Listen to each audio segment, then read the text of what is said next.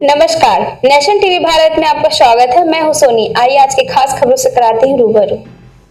मधुबनी जिले के हरलाखी प्रखंड अंतर्गत पौराणिक एवं आस्था का केंद्र कालेनेश्वर महादेव स्थान पर बिहार सरकार के पर्यटन विभाग की ओर से पहली बार कलना महोत्सव का भव्य आयोजन किया गया। इस अवसर पर हजारों श्रद्धालुओं और स्थानीय ग्रामीणों की उपस्थिति ने कार्यक्रम को उत्सव का रूप दे दिया। पूरे परिसर को आकर्षक रोशनी और रंग बिरंगी सजावट से सजाया गया, जिससे मंदिर परिसर की भव्यता देखते ही बन रही थी।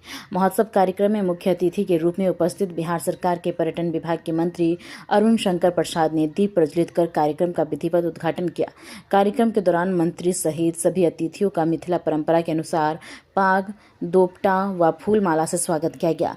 अपने संबोधन में मंत्री अरुण शंकर प्रसाद ने कहा कि कलना महादेव स्थान धार्मिक आस्था के साथ साथ पर्यटन की दृष्टि से अत्यंत ही महत्वपूर्ण स्थल है।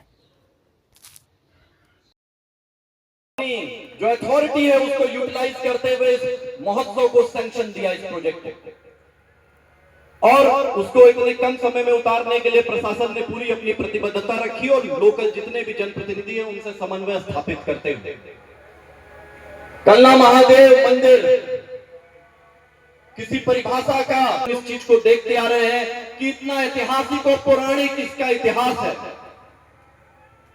मिथिला की धरती की व्याख्या और जब भी बात होगी और या जब भी बात होती है तो कलना महादेव मंदिर की व्याख्या और बात अवश्य होगी, क्योंकि वो मिथिला के इतिहास से जुड़ा हुआ एक महत्वपूर्ण पन्ना है।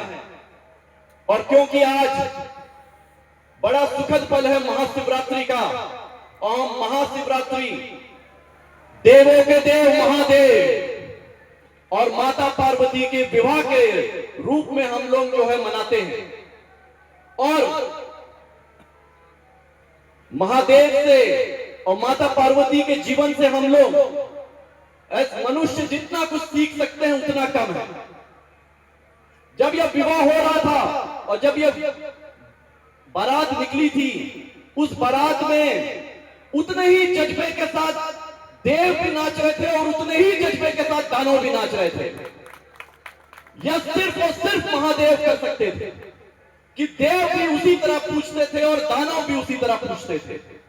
जब यह बारात पार्वती मां के घर पे पहुंची और माता मैनावती जो पार्वती मां की माता जी थी, उन्होंने देखा कि शिव जी पूरा बभूत में बंधे हुए लगे हुआ है, पूरा जो उनके वेशभूषा थी उसको देख के देव और दानव सब नाच रहे हैं।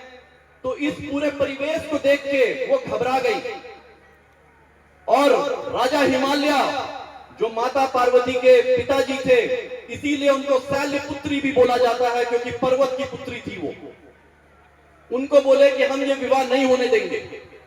मेरी बेटी ऐसे इस तरीके से कैसे शादी करेगी, ऐसे वर से जिसके पूरी बभूत लगी हुई है, दानों आगे पीछे घूम रहे हैं। और एक बार के लिए वो शादी रुक गई।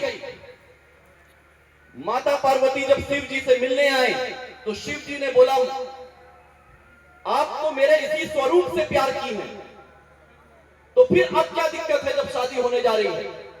तो माता पार्वती जी ने बोला कि मैं अपने माता और पिता के इच्छा के विरुद्ध जाके शादी नहीं कर सकती हूं।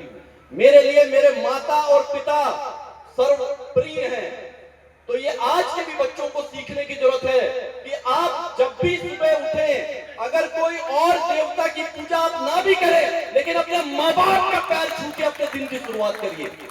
उससे बड़ा देवता धरती पे कोई नहीं है। बाकी सब हम लोग तस्वीर में बाकी सारी तरीके से हम लोग जो है धारणा करते हैं आते हैं, लेकिन माता पिता साक्षात धरती पे देवता है। और माता पार्वती ने अपने जीवन से उस समय यही आपको जो है ज्ञान देने का प्रयास किया। लेकिन उसके बाद विष्णु जी वहां पे आए और विष्णु जी ने शिव जी को बोला कि आप देव चिंतित मत होइए, अब हम आपको जो अवतार देने जा रहे हैं वह मानव इतिहास का सबसे खूबसूरत अवतार होगा। और तब उन्होंने चंद्रशेखर अवतार में अपने आप को अवतरित करके फिर माता पार्वती जी से शादी की।